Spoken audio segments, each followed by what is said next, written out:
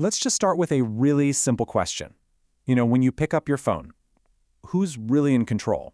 Hey everyone, welcome. So, in this explainer, we are going to dig right into that question. We're going to talk about how these apps on our phones are literally designed to keep us hooked. But, and this is the important part, we're also going to talk about how you can start taking back the controls. So, yeah, let's dive in. Social media isn't really just an app, is it? It's more like a place, an environment that's been built to keep you there. You can almost think of it like a video game with this kind of hidden build that you don't see at first. So our goal today, it's simple. We're going to give you the X-ray vision to see right through that hidden design, and then we'll hand you the manual to override it. Okay, so first things first. Have you ever found yourself just scrolling for way longer than you meant to? We've all been there. And you need to know this. That is not a personal failing. It's not about your willpower. It's literally a design feature. And this is such a crucial point, really. You are not weak. You're not broken. These apps, they are meticulously, carefully engineered to be hard to put down. It's a feature, not a bug. They want you to stay.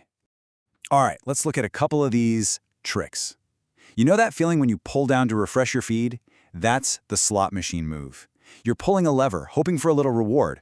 Or what about the endless scrolling? That's what they call the bottomless bowl. There's no end to it, no natural stopping point, so you just keep going. So, the big question is, how do these hooks actually work on us? Well, turns out they're all powered by the exact same engine. It's a 4-step psychological cycle, and it's called the cognitive loop. Let's break down exactly what that is. Okay, so it all starts with a trigger. Your phone buzzes. You get a notification. That's the external cue, right?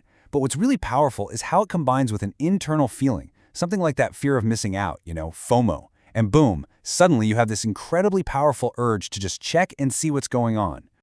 Next up, step 2 is the action. And the key here, the absolute genius of it from their perspective, is how simple it is. It's just a single finger scroll, a tap, a pull to refresh. It takes almost zero conscious thought, which makes it so easy to just do on autopilot without even thinking. And then comes the reward. Now the power here is that it's a variable reward. That slot machine thing we mentioned, it's a perfect analogy. You never know what you're going to get. Will it be an amazing post, a message from a friend, or just nothing? It's that unpredictability, that maybe, that makes it so compelling and keeps you coming back. And that brings us to the final step. Step 4, the craving. After you get that little reward, or don't, you're left with this kind of internal discomfort, a little itch. It's a desire to do it all over again, just to see what you might get next time. And just like that, the loop is complete and it's ready to start all over again. Okay, so that's the problem. That's the loop. But what's the solution? Now, spoiler alert, it's not about throwing your phone in a lake. It's about looking at this through a different lens, a philosophy called harm reduction. So, social media harm reduction, or SMHR for short, is basically a public health approach. The goal here isn't to make you quit social media cold turkey. No way. It's about giving you the skills, the tools to see what's happening in real time and then respond in a way that keeps you safe and, most importantly, in control. Yeah, I really love this quote. It just makes the whole goal feel so much more achievable, This isn't about becoming some kind of robot with perfect, unbreakable willpower. Not at all.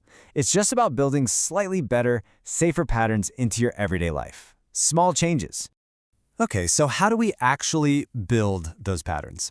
Well, let's look at your first set of manual controls. Think of this as your personal system override that you can pull out the exact moment you feel yourself getting sucked into that scroll hole.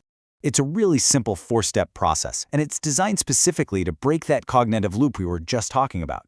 All you have to remember is pause, question, reframe, and choose. Super easy to recall right when you need it the most.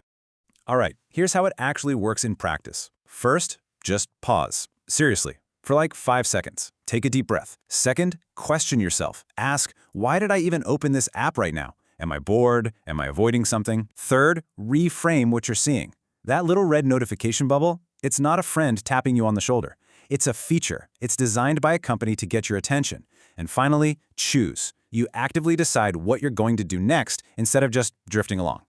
Now, these individual tools are awesome, they're really powerful, but they work even better when you're in a supportive environment. So let's zoom out a little bit and look at some simple but super effective strategies for families. And hey, for any parents watching right now, this is so important.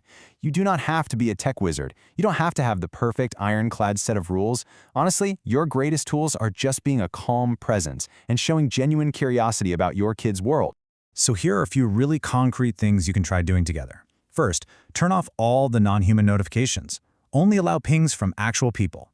Second, set up some tech-free zones or times, like no phones in bedrooms after a certain hour or at the dinner table. Third, really prioritize connect events, real unplugged family time. And finally, and this one might be the most important, model the healthy tech use you want to see. All right, so we've pulled back the curtain on the design that's meant to hook us, and we've talked about some real practical tools to take back the wheel, which brings us right back to that big question we asked at the very beginning of all this. Here's a pro tip, a really key takeaway I want you to remember. These apps, they aren't free. You pay, all right? You pay with your time and your attention. But here's the cool part.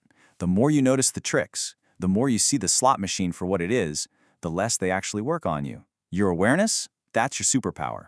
And really, that's the ultimate goal here.